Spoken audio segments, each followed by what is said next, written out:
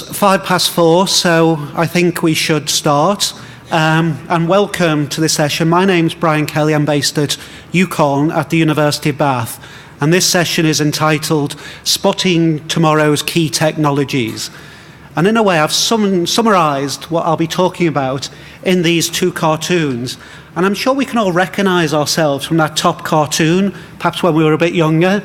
You go to a conference, you hear about all the exciting new things. You come back and you tell your boss, oh yes, we heard about these great new things. We need to implement it straight away. And perhaps that worked 10 years ago at a time of growth. But these days, a boss is likely to say, really? Give me the evidence. And so down at the bottom, you come back from the conference, here are the big new things, here are the evidence of why it's important, and here are the reasons why we need to implement something differently. So my talk is really about the gap between those two slides. How do we gather the evidence to inform policies and practices? And I should say, I don't know if anybody of you have come across the signal and the noise. I just started reading this on the train yesterday, and I wished I'd started a couple of weeks ago because it's really, really interesting. So it was about the guy who successfully predicted the election findings for the US presidential election in 49 of the 50 states. So how you can make successful predictions, but then it also goes on to say about these organizations who completely got it wrong for the subprime market. We know what happened there, which caused the global economic problems. So the question is, are we going to get it right, like the American presidential elections, or are we going to make huge mistakes?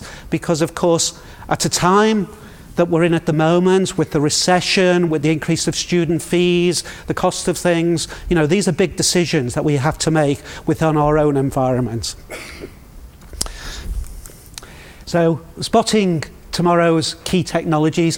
These slides are available on the website. The slides are available with a Creative Commons license.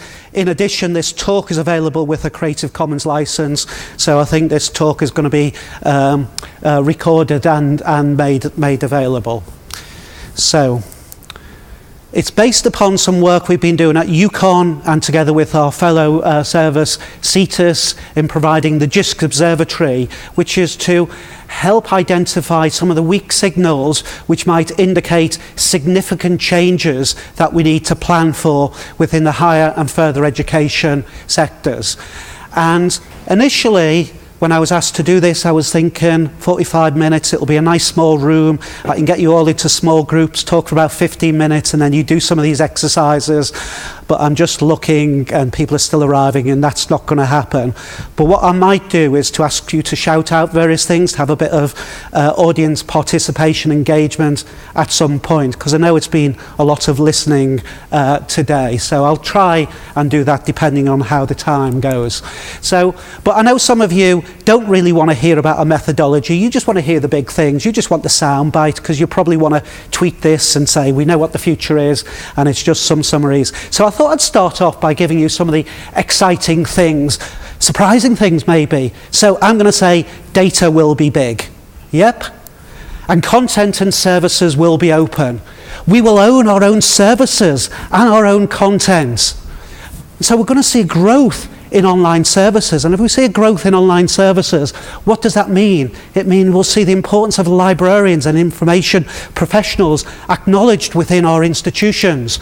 So we'll see greater investment in libraries. And we'll travel to work by monorail. And I've actually got some evidence of this, because there's this nice tool called Google, and you can find images of them.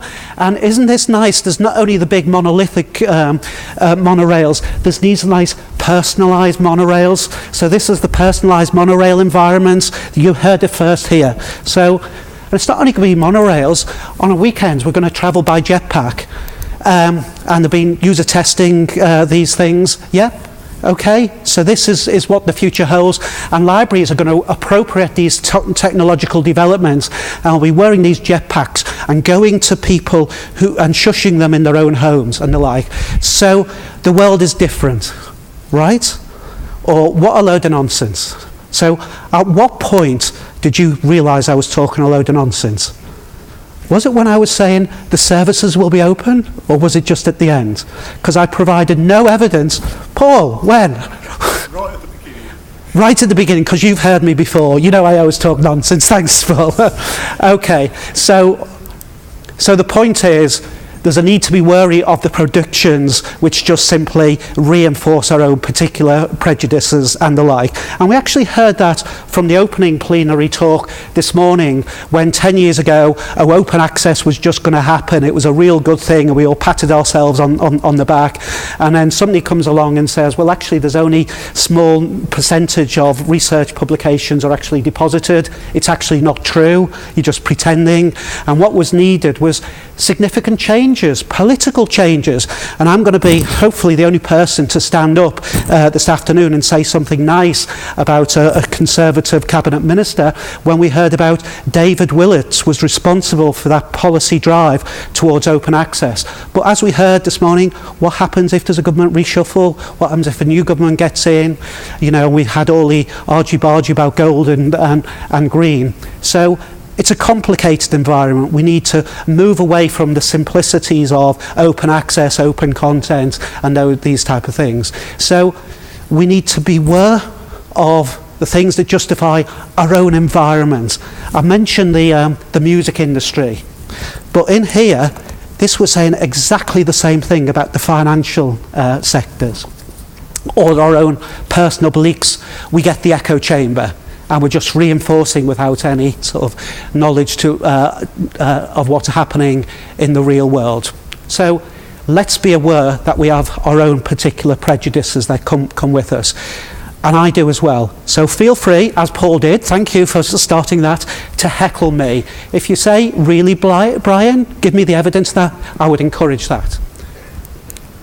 So this is going back to this. We actually need the evidence. We need to go back to our senior managers and say, here are the evidence in order to inform changes in our practice. So this talk is based upon a paper that I presented at the Emerging Technologies in Academic Libraries conference in Trondheim last autumn. And if you're online, hopefully the Wi-Fi is working this afternoon. You can actually go to the paper, read the paper, and give me real-time peer reviewing. There are things there that you disagree with, you know, get back to me, because what I'll be talking about is very much this open approach to the interpretation of the sense-making processes. So where were we back in the good old days? In the good old days, it was a time of growth within the higher education sector. We saw JISC was responsible for significant funding, significant developments in the IT sector. You go along, there'd be a call, you make a proposal that sounded feasible, and it'd be likely to be funded. Those were the good old days, but those things aren't there any longer. So we're going to say, you want to do what? You want to do it for how much? No way. So I think what we're going to see is concern from the funders about the dangers of backing the wrong horse. So we're likely to see just the safe options being funded. So there'll be the real need to be able to justify the potential benefits of anything that's significantly different. So let's look at some of the things in the past. So this is maybe when Paul said he's heard me before and I was talking a load of nonsense. This is what I used to say back in the old days. Open standards are essential for interoperability, for preservation, for architectural integrity, for all of the rest of those things. Yeah? Anybody disagree with that? And then what did I say back then? Therefore, we'll use SMILE and SVG, open W3C technologies, rather than the evil Macromedia Flash technology. Anybody ever use SMILE or SVG? No. One person. Poor sad person, he's all on his own just there. So what I was saying 10 years ago, open standards is where it's at, proprietary is bad, was such a simplistic view of the world. But nobody questioned that. Nobody stood up at conferences like this and challenged this notion of open standards, till Paul just said, you know, nonsense, so thank you. So there's a need to be realistic. Whatever happened to SMILE and SVG, it was the marketplace didn't embrace them, you know. Yeah, they were from W3C, they were open, it was trusted, you know, but it didn't happen. And if you'd have gone down that route, it might have been very costly to embrace those standards. And what happened was it wasn't Smile and SVG challenged Flash, it was HTML5. And why did HTML5 kind of become the replacement for Flash? It was because Apple chose not to support that on their mobile devices. So it all happened in the mobile world that we didn't think about 10 years ago. So there are lessons to be learned. So when we can make fun of the financial people who didn't spot the absurdity of the subprime market, aren't we guilty of doing similar things? So there's a need to go beyond our own echo chambers, even when it's the good things, you know, like the open standards. And sometimes these strange things may happen. After I gave this talk, I noticed in the Metro magazine it was all about jetpacks. But this is irrelevant, because what we need to be focusing in the developments that are going to change our core business practices. It's not, wouldn't it be interesting to see how these things might pan out? So there'll be things that might be significantly different, but it doesn't matter. We need to be focused in this day and age. So we need to look at things which might change our existing business practices. Decide when, we don't know if it's going to work, but we're going to invest some time and effort. We're going to send people off to the conferences somewhere. We might commission consultants to write reports on these things. We might decide to invest in training and support. And then we might make policy decisions. And of course, in higher education, in the public sector, we're not very good at making decisions not to do things. So WH Smith's, I couldn't find a date when they stopped selling LPs and decided just to do CDs, but it was 2004 they decided not to do CD singles. But in higher education, we probably say, oh, there might be somebody who likes an LP, you know, or a single, we won't do this. Because that's part of our culture, we're more focused on the users. But I think that is having to change. There might be services that we need to stop doing in order to invest the development time to some of these new things. So, this is the audience participation. So what do you think are some of the big game changers that may happen within the sector? Some of the things that we all know about. So I'm going to shout out. Yeah, you have to come up closely to me. No, I'll go get a microphone. Oh, have you got a microphone? Sorry. Yeah, I'll go get one. Yeah, go do your talk. Other things. I can repeat them. Altmetrics. So we've heard altmetrics, and we know there's a session going on tomorrow and the day after. Other things, altmetrics? Linked data. Linked data from over here. Laurel? I'm going to say ORCID. ORCID. Thank you. Other things? Okay, I'll ask you, who said social media?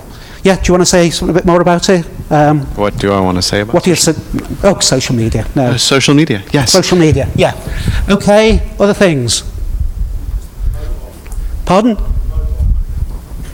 Mobile, yeah. Mobile, social media. So I think they're very much in the mainstream areas, and then the niche area was might be the ORCID. So that's very something for our sector. So thanks for that. I was suggesting things like HTML5, EPUB, bring your own device or bring your own service, and the broader culture of openness, and then niche areas as well. Perhaps ORCID is one of them, very much for the publishing and research sector. But we've identified a number of things. In a workshop session, I'd get you to take some of those things and work on them and identify how you detect whether it was important and how significant it was. But we can't really do this.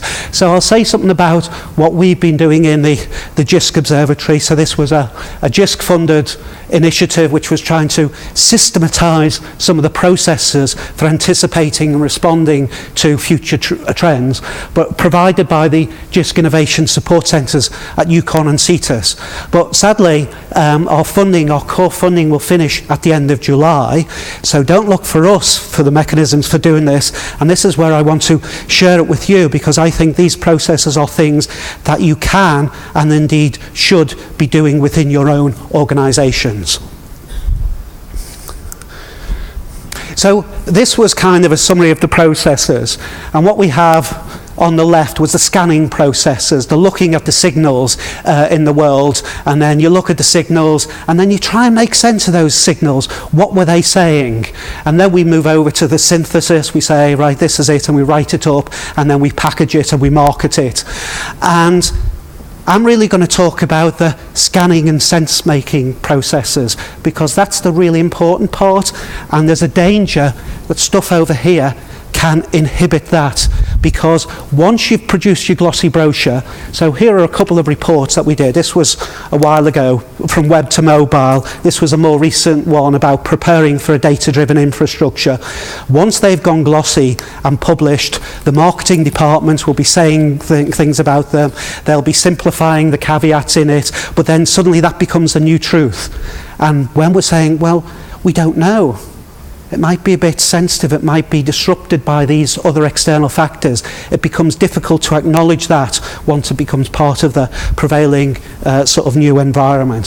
So for me, the important thing is the scanning and the sense-making sides of these things. So scanning, we look at things, myself and colleagues at UKOLN and CETUS, we look at things and we blog about them, we blog about the evidence, the gathering and the interpretation, and we monitor trends. So there are different ways of monitoring trends.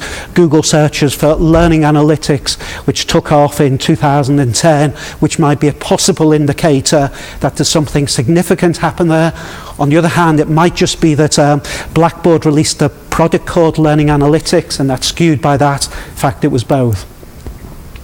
But then we scan the evidence, but the important thing is to try and make sense of the evidence that we're gathering. So we need to understand the limitations of the evidence gathering processes. If we need to understand the limitations of those processes, we need to document what those processes were and show to other people, this is how we gathered the evidence, so that other people could say, but that doesn't work because of these particular reasons. And I hope everybody in this audience knows, if you're going to do any evidence-based gathering based on Google, Google personalizes things for you.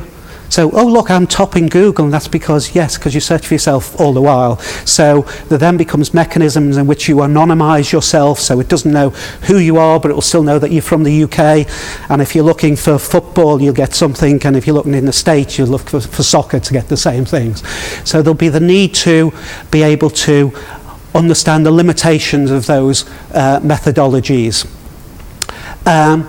And to engage, and this was something that I really liked about the previous talk about the ORCID system, where it was about a community-led approach. And I would say that this, future gazing should be very much about this a community approach, in which people are willing to be skeptical and turn around and says, yes, really?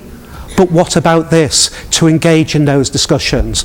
And so we need to have this open discussion. We know about this in a mainstream research area, but it needs to be in this trend and future analysis in order to inform that future investigation, but also, perhaps more importantly, the policy making, the planning, and those funding decisions. So somebody said mobile. Yes, we know about mobile. So we might say, if you went back a few years ago, is mobile important? And you'd look at things like this. So percentage of web traffic from one company, the data traffic from in exabytes from an organization that provides the infrastructure, such as Cisco and Opera, doing about the numbers of pages they transcoded for use on their mobile device using their infrastructure. So they're all going up. So the interesting question is, when do you say, oh yes, mobile is important? Because we'll all say mobile is important today. Anybody like to shout out, when should we have jumped on the mobile bandwagon? Can we say from that? There's no obvious peak, is there? What about, might have been back down there? Was it a WAP site? Anybody go down the WAP bandwagon? Wireless access protocol. So there can be dangers in leaping on board too early, because WAP was the wrong standards to do things. But in addition, our mobile devices were too chunky and slow, and the bandwidth infrastructure wasn't there, and the like. So it's not mobile is important. There's a time factor to making those decisions. But now we heard from Todd, I think it was, about the social media. So what are the evidence of this? And it might be that we need to gather this. We know this because we've all got our smart devices in our phones, but there's that echo circle, and we need to do that convincing to, other people within our organisation. And so for me, this was things about within the UK. One of the big things was the Olympic Games last year. Lots of tweets about it. There might be even more tweets today, perhaps, but it was last year when we were seeing this, and we're seeing the significance of Twitter as a general phenomena, as engaging with people. And so then society can put other things on this. Sentiment analysis, what are people thinking? So we're seeing this within the second screen now, in which people are analysing. We changed the ending of that popular TV series based upon what people are saying and the like, because we know there's enough momentum behind the scenes to justify that. So these things are happening, without beyond our research sector. And again, another, social media. So the thing I heard in my echo circles over the past years was, Facebook is evil. It steals your soul, the terms and conditions, they never delete anything about you, etc., etc. So there's that circle which says Facebook is bad, we shouldn't be doing anything with it. But what does the evidence say about Facebook? It says when I captured this a long time ago, there were 650,000 likes, whatever that means. We're not saying it means likes, it's saying there's some indication of some activity with the University of Oxford Facebook page. And so last August I discovered there were over 1 million likes of Facebook. So what does this say? And look, we can see a steady growth. So can anybody stand up and say, no, we shouldn't be doing anything with Facebook? Our peers are. What we may be doing is an interesting question. But I should say that growth is skewed, because what happened on the 1st of August last year? There were 4 new Russell Group universities. It went from 20 to 24. So if you're going to see any graphs, you need to remember things like that. So it might be that when you're doing this analysis of data, that there are step changes that don't reflect, the reality, but are due to those other type of factors. And then the other thing is, where are all those Facebook likes coming from? It's actually Oxford University. They are completely skewing the table there. So maybe what would happen if all of these people were moving away from Facebook and this was shrinking, but that was growing for Oxford for whatever reasons? And I've been talking to somebody from Oxford University say, why is that happening? He doesn't really know, and he's going to try and find out the reasons why. But even if things are growing in one sector, it might be skewed. So we can apply these things in lots of different areas. So important thing is to document the paradata, the survey methodology. So I say, I used a particular tool. I say I used it using Chrome as opposed to Internet Explorer. That might have some impact. One of the things I often find, you do a search for, quote, University of Newcastle, quote. You get one finding, you move the quotes, you get something completely different, because you get Newcastle University in Australia and the like. So just quotes can influence the finding. So you need to get this, and then there's the getting the wrong information or the personalised responses based upon your particular environment. So it's important to get this and to be honest about it. So it can be a bit embarrassing in your blog post, would you say you do this, and then somebody says, but that was skewed by such and such. So that can be a bit embarrassing, but you invite people. The really embarrassing thing is when you stand up at a conference and say the exact thing, and then 100 people point out, the limitations of your environment, which Paul might be doing next. So these are the type of things that I'm saying as part of that open approach, is to say, this is what I did, and then you spot something, and you thought, I hadn't realised that University of Birmingham, and there's a University of Birmingham in Alabama, and that might confuse things. So you document it, so other people don't make those mistakes, and I'll forget this, when I next redo these things. Things like domain names, short names versus long names, will affect these things as well. And then doing things in that open context, people with the local context can turn around to you and says, but the thing that happened within our institution was such and such, and you can get this. So these things are important. But the other thing is there are lies, damn lies, and web statistics, or what lies, damn lies, and graphs. Oops, this should have been a pop-up. I should have shown the top one. So here was a blog post a year ago in which Bleco's traffic is up almost 400%. Oh, we must go down the Bleco route. We must do that. And here are the reasons why. And one of the reasons was people are disaffected with Google. Yep, and that graph was shown. And I thought, oh, this is kind of interesting. And so I did a comparison between Bleco, DuckDuckGo, and Google, which you can see the figures here, the trends here. Blue is Google, and those two other colours are DuckDuckGo and Bleco. Can you see DuckDuckGo and Bleco? No, it's here. It doesn't go above the 0 axis. So the implication there is, Bleco is challenging Google. This shows it's not the case. You have to go to a logarithmic scale. That's it there. And they're kind of the same. Oh, and by the way, I checked this a couple of days ago, and Bleco has dropped significantly. So there was a lot of buzz around the post, but it wasn't sustainable. So there is no evidence to suggest from this that Bleco and DuckDuckGo are challenging Google, even though Google, we have all those problems with, and DuckDuckGo doesn't keep any profiles of you and addresses those privacy issues. There seems to be little evidence to suggest that the masses of people care about such things.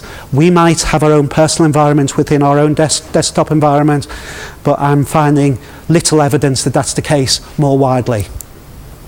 So this is where I'm saying that open sense-making approaches are important. So the evidence-gathering methodologies themselves may be flawed, or there might be a vested interest in projecting a particular argument, and of course that can lead to wrong decisions being made. So open sense-making seems to fit in with some of the open access agenda, the open data agenda, the open practices. But is open practices, are they sustainable? Or in an environment in which we're much more competitive, universities will be much more competitive for students, researchers will be much more competitive with each other. Are our senior policymakers, Russell Group University, Pro-Vice Chancellors and the like, are they going to be willing for their institutional data to be made open for comparisons, which might be beneficial for the sector, but not necessarily good for the individual institution? And so,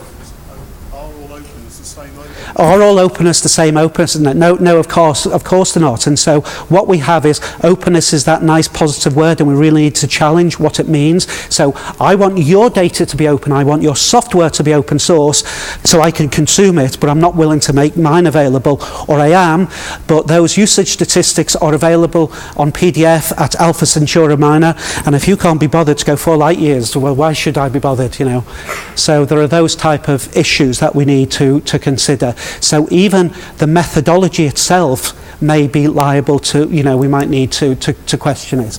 And these issues about the questioning, I just came across this on Friday that I thought was interesting. Gartner may be too scared to say it, but the PC is dead. So there was a Gartner report which said the PC is, it didn't say it was dead, it says we're predicting long-term decline, blah, blah, blah. But it didn't actually say dead. And the reasons why this blog post was saying was because Gartner gets lots of its consultancy money from Dell and the PC environments. So this is where I was saying before, you have to be very careful about these predictions based upon disruptive technologies which might challenge where you are at the moment, because the marketing department, the PR department, they want to be able to justify where you're at the moment, whereas your developers, your future thinkers will be interested in new things. So we've got some organisational clashes within our institution, and so this is where I'm saying that we can mitigate against those issues if we're working in an open way. So social media, we heard about the social media, and it was really Cameron Naylan who spoke at the Open Repositories Conference in Edinburgh last year with a brilliant talk, and it really gave me some new insights about social media, and it's not that Twitter, it's lightweight, it's got on our devices, it's popular. It's about those nodes. It's about the importance of having those nodes which are connected. And we kind of know about this in some ways if we think about it. A mobile phone, or a phone. Imagine when the first telephone was invented. Hello? Is anybody there? Doesn't work. When the second phone was invented, it became usable.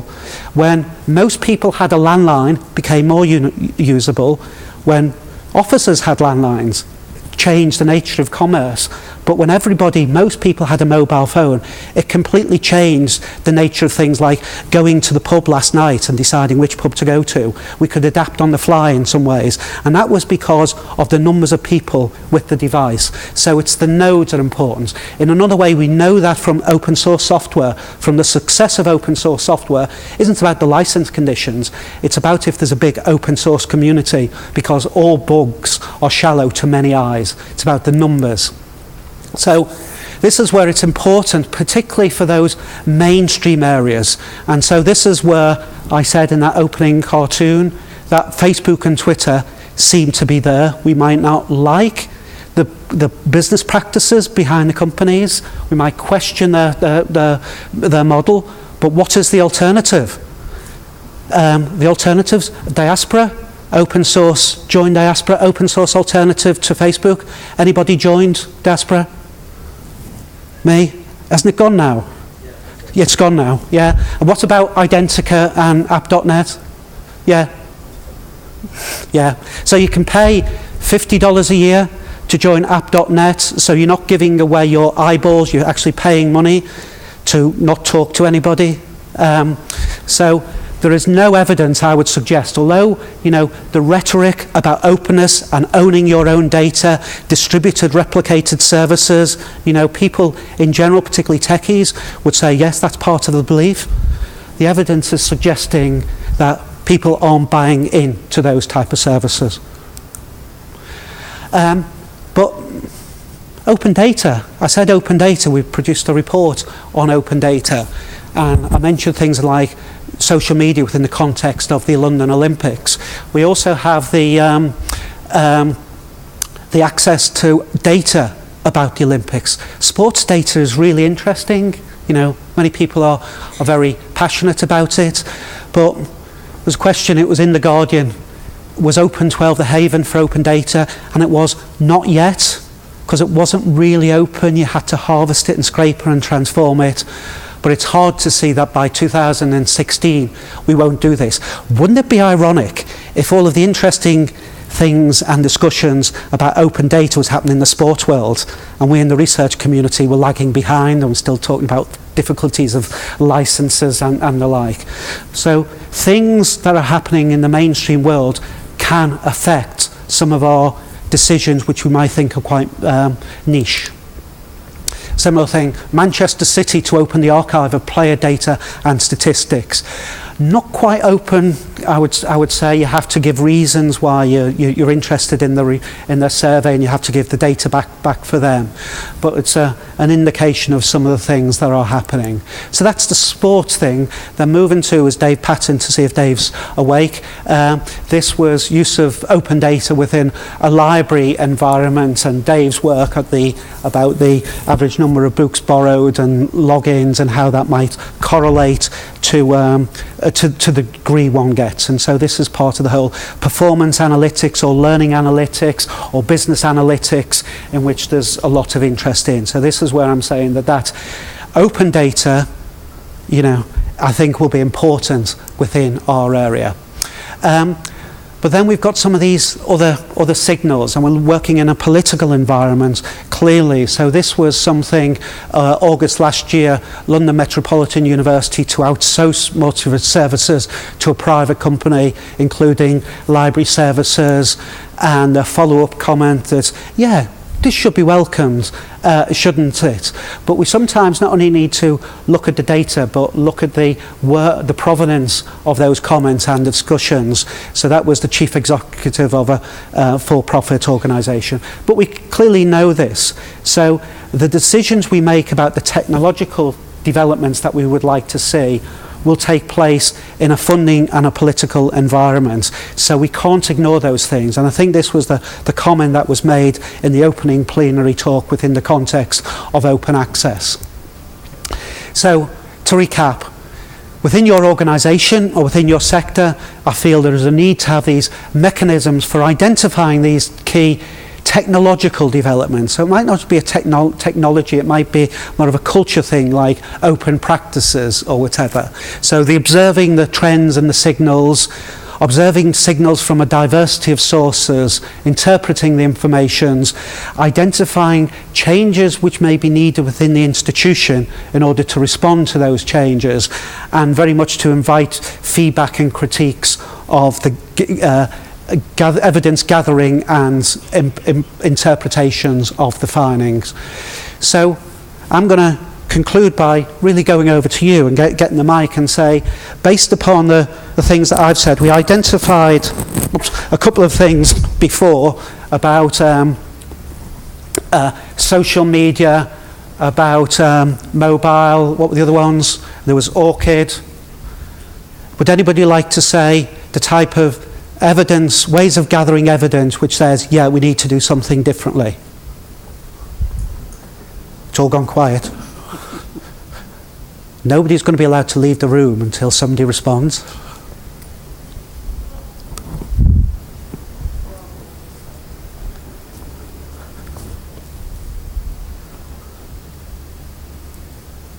Shh. Okay. Did I bottle out first? Paul, have you got anything to say? Well, nothing, not directly to how he might apply the methodology. It was just, watching all of these various technological changes and Facebook and so on. Well, before Facebook, there was MySpace. Yeah. And MySpace was never going to be turned over or defeated, and a lot of effort went into working with MySpace. Was there? There were some, not as much as has gone into Facebook, I grant you, but I think the point is over 20, 30 years with computers, I've seen stuff come and stuff go, and yet underneath all of that, there's a lot of stuff hasn't changed. Yeah. A lot of the effort in the early days on mobiles was about making the websites very simple, totally different skin. But of course that's becoming less relevant now because your mobile device is probably going to have a higher resolution than your desktop. Yeah. So it's not, I can't answer what you're asking here, okay. but what you have done is spark thoughts the way that you have to kind of steer through a changing situation all the time, and I'm not sure what conclusion I'm coming to, but you've made me think you so and so. Thank you. So maybe I can conclude by what you might like to say, which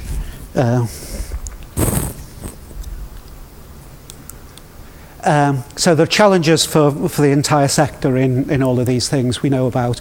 But maybe there's the question. So God grant me the serenity to accept the things I cannot change, courage to change the things I can, and the wisdom to know the difference.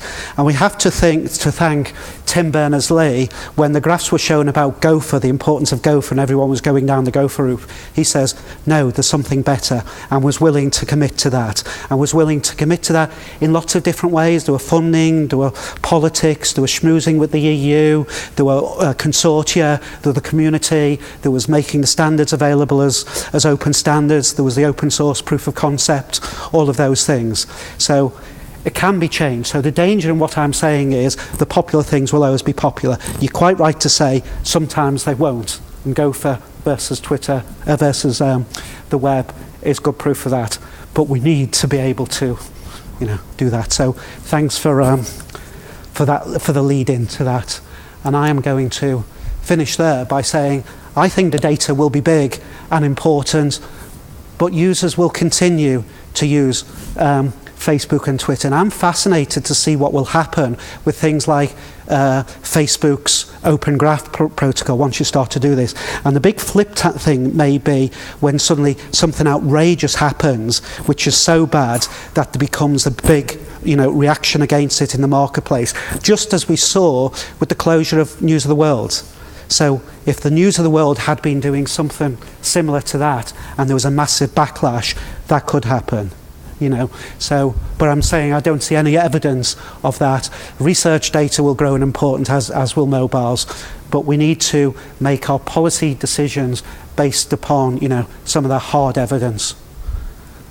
Thank you. Questions? Questions? Paul, could you? Right. So, you know, one of the things we run into in the world of evaluation is making a decision about how often you go back and reevaluate your decisions. So I don't know that you talked about that much today. I mean, talking about going back and giving evidence is great, but when do you revisit the evidence? When do you make the fish or cut bait kind of decisions in this? And, you know, how far do you go in with the pilot before you do the full production system? I think are all pieces of what we need to talk about with this. And I think that's always the danger, the thrill of any new standard, including something like ORCID, is, you know, when are you the early adopter? What are you willing to invest in it to get it going? Because a lot of these new things they don't work unless there are some folks who are willing to take a chance on making it happen. So, So there's some interesting issues about doing something or trying something if it's lightweight to do. So it is quite lightweight, thanks Paul, it is quite lightweight to have a Twitter account and try some of these things, but for other things it will be quite heavyweight and there'll need to be that decision made. But there are other things in which the purposes of the services are used completely change. I had no idea, you know, how Twitter was going to transform when I sent out doing my expenses. I'm thinking, what the hell's all this about? Why am I saying this? You know, what benefits are going to happen? So there'll be the time when there might be the need for that, you know, willingness to, you know, faith, you know, to take some faith, but that needs to be balanced against the costs and those other issues. Yeah. So actually what I was going to say sort of follows on from that, because I was saying, don't you sometimes have to take a risk because we're in a sort of really swift moving situation, so you've got to be agile and you've got to sort of take a punt sometimes. You know, and if you make a mistake, you make a mistake, and then you just start again. So I completely agree with you, but then I would say, are we in an environment or a culture which has that willingness to take risks? So, you know, are libraries traditionally a risk-taking organisation? Is a publishing organisation, you know, a risk-taking, to have that risk-taking culture? So there might be some issues there, and particularly in today's current climb. So some people say we've got no money, we need to innovate in order for, you know, to be able to do interesting things. But on the flip side, it's we've got no money, we must not waste any money. There's going to be that public gaze on, you know, any things we try out and go wrong. So yeah. Okay. Well, if there are no more questions, couldn't we have a question right at the back so I could see Paul running at the back? No, just teasing. Okay, well, thank you.